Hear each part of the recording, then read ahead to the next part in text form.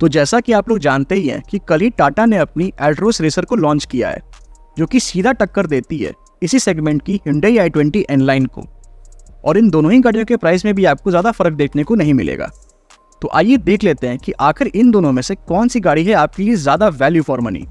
तो चलिए शुरू करते हैं इस वीडियो को। सबसे पहले अगर बात की जाए इन दोनों ही गाड़ियों के डायमेंशंस के बारे में, तो टाटा एल्ट्रोस रेसर की लेंथ 3990 mm की है, वहीं i20 N-Line की लेंथ 3995 mm की, जो कि 5 mm ज़्यादा है एल्ट्रोस की लेंथ से।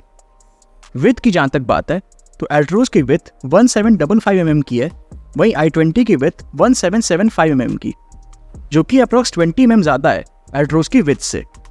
हाइट की जहाँ तक बात है तो एल्ट्रोस की हाइट 1523 mm की है, वहीं i20 की हाइट 1505 mm की। तो यहाँ पर एल्ट्रोस की हाइट 18 mm ज़्यादा है i20 की हाइट से। व्हील बेस की जहाँ तक बात है तो एल्ट्रोस में आपको मिल जाता है 2501 mm का व्हील बेस, और वहीं i20 में आपको मिलता है 2580 mm का व्हील बेस, जो कि अप्रॉक्स 79 mm ज़्यादा है एल्ट्रोस की व्हील बेस से। और व्हील बेस ज़्यादा होने का मतलब है कि आपको रियर सीट पे ज़्यादा लेग स्पेस मिल जाएगा।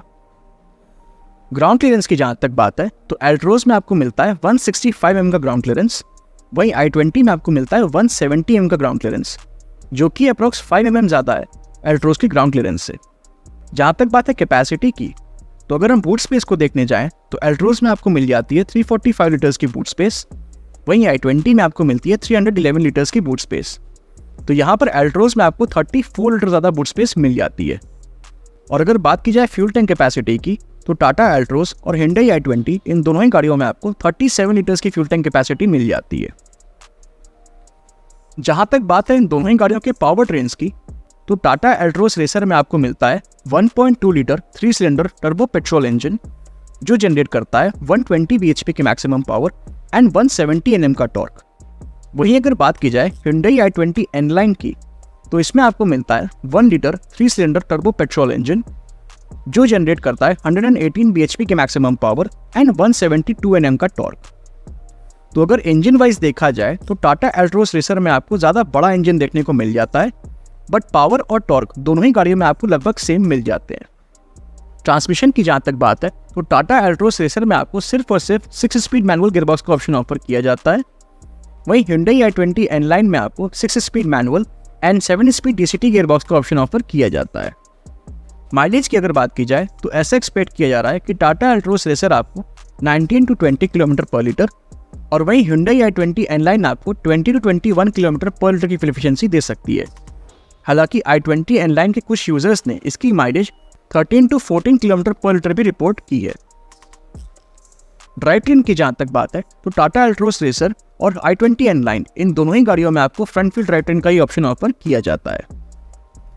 ब्रेक्स की जहाँ तक बात है तो टाटा एल्ट्रोस रेसर में आपको फ्रंट में डिस्क और रियर में ड्रम ब्रेक्स ऑफर किए जाते हैं, वहीं Hyundai i20 N-Line में आपको फ्रंट और रियर दोनों में ही डिस्क ब्रेक्स ऑफर किए जाते हैं।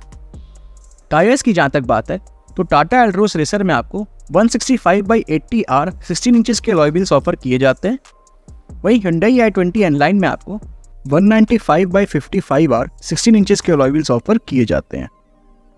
चलिए अब आगे बढ़ते हैं और देख लेते हैं इन दोनों ही गाड़ियों में मिलने वाले कुछ एक्सटीरियर फीचर्स को।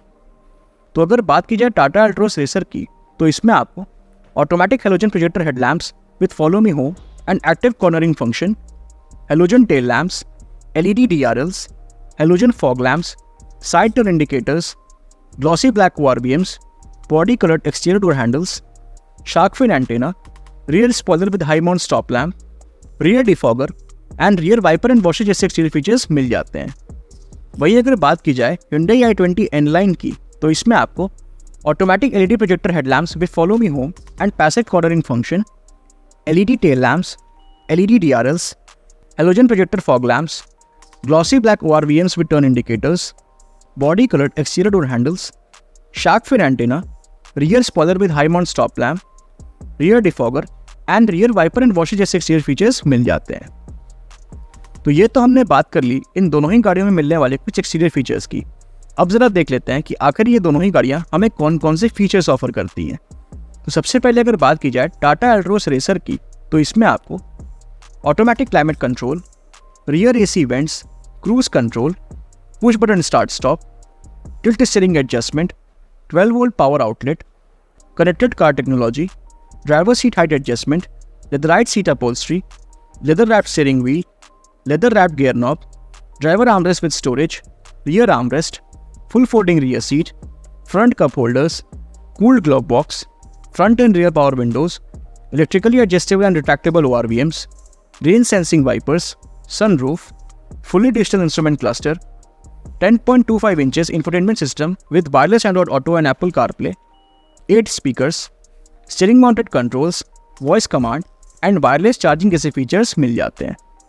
वहीं ऑन द अदर हैंड अगर हम बात करें Hyundai i20 N-Line की, तो इसमें आपको automatic climate control, rear AC vents, cruise control, push button start stop, tilt and telescopic steering wheel adjustment, 12 volt power outlet, connected car technology, driver seat height adjustment, leather wrapped steering wheel, leather wrapped gear knob, driver armrest with storage, rear armrest, full folding rear seat, front cup holders, cool glove box, front and rear power windows, electrically adjustable and retractable ORVMs, sunroof, fully digital instrument cluster, 10.25 inches infotainment system with wired Android Auto and wired Apple CarPlay, 7 speakers, steering mounted controls, voice command and wireless charging जैसे features मिल जाते हैं।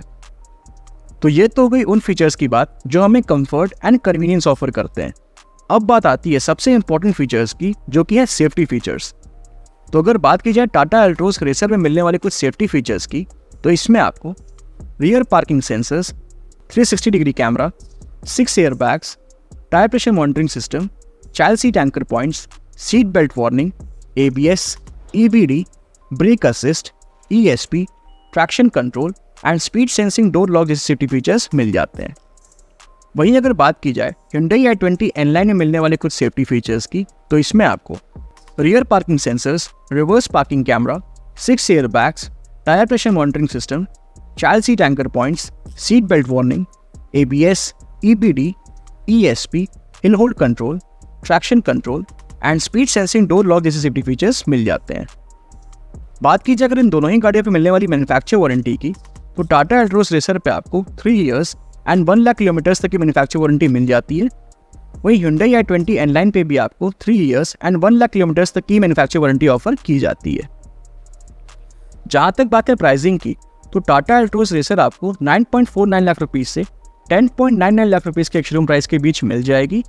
वहीं Hyundai i20 N-Line आपको 9.99 lakh rupees से 12.50 lakh rupees के showroom price के बीच मिल जाएगी। तो ये था हमारा एक short comparison video between newly launched Tata Altroz racer and Hyundai i20 N-Line। वैसे आपको इन दोनों ही में से कौन सी गाड़ी ज़्यादा वैल्यू फॉर मनी लगती है, हमें कमेंट सेक्शन में ज़रूर बताइएगा। Thank you. तो अगर आप लोगों को वीडियो पसंद आया तो वीडियो को लाइक एंड शेयर करिएगा और चैनल को सब्सक्राइब करिएगा। Thank you.